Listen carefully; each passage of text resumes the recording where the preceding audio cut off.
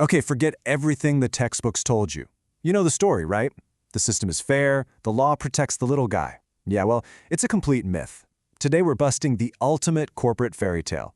Get ready, because everything you thought you knew about corporate law, it's about to be flipped completely upside down.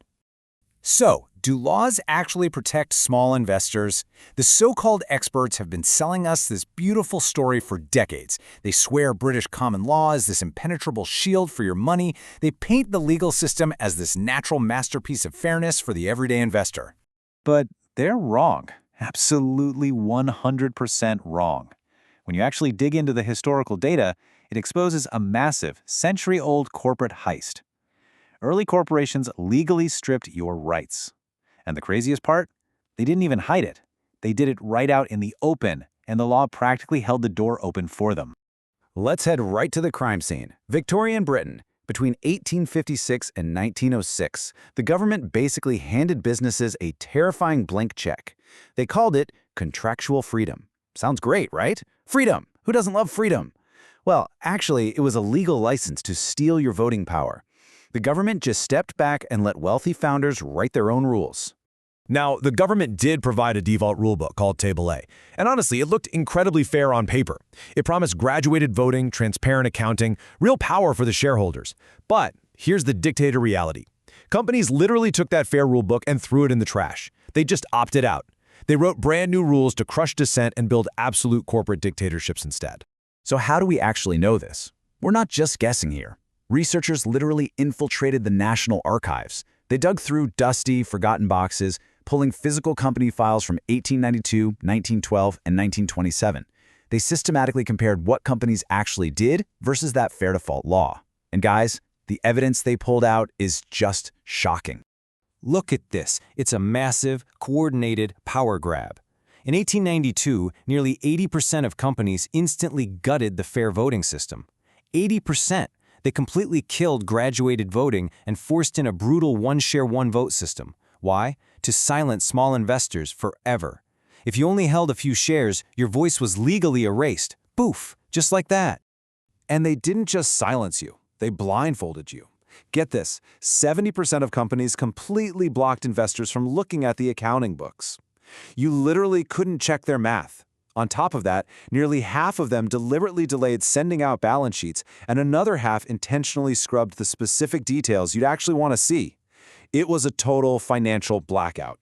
Which brings us to this staggering number, over 90%. Over 90% of companies explicitly, legally allowed their directors to have direct, personal conflicts of interest. Let that sink in for a second. They could make deals with themselves using your money, and the rules they wrote themselves said, yep, perfectly fine. It is absolute madness. You'd think things got better over time, right? Nope, it got so much worse.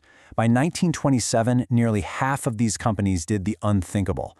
They stopped electing directors normally and just entrenched them for life. They weren't hiring managers anymore. They were crowning kings. You'd hand over your cash and they rule forever. Zero elections, zero accountability. But hold on. Surely the giant public companies begging for your cash on the stock exchange offered better protection. You'd think they had to behave better. Wrong again. Small private firms definitely stripped away shareholder power, sure, but the giant public firms, they did it even harder. They entrenched themselves even faster. The bigger the company, the bigger the dictatorship. Size absolutely did not equal safety. Okay, so this brings us to the ultimate question. The motive. Why on earth would anyone willingly hand their cash over to a corporate dictator? Why sign up for zero rights? Why invest completely blindfolded?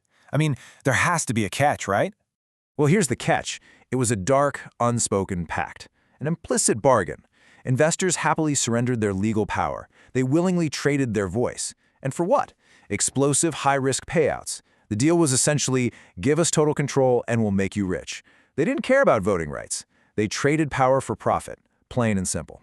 And the result of that dark pact? Just look at this unstoppable rise of private companies throughout the entire 20th century. This total lack of legal protection didn't scare anyone away. In fact, it fueled a century of relentless, aggressive investment. Investors honestly didn't care about the blindfold.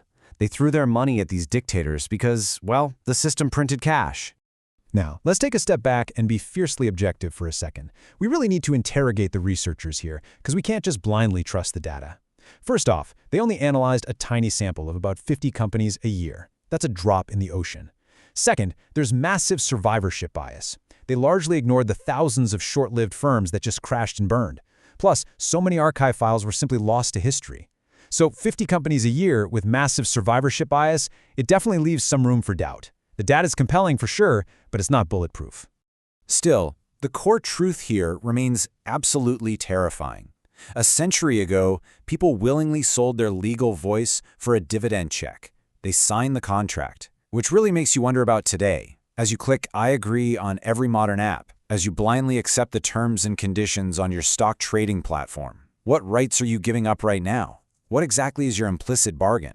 Definitely something to think about the next time you click accept.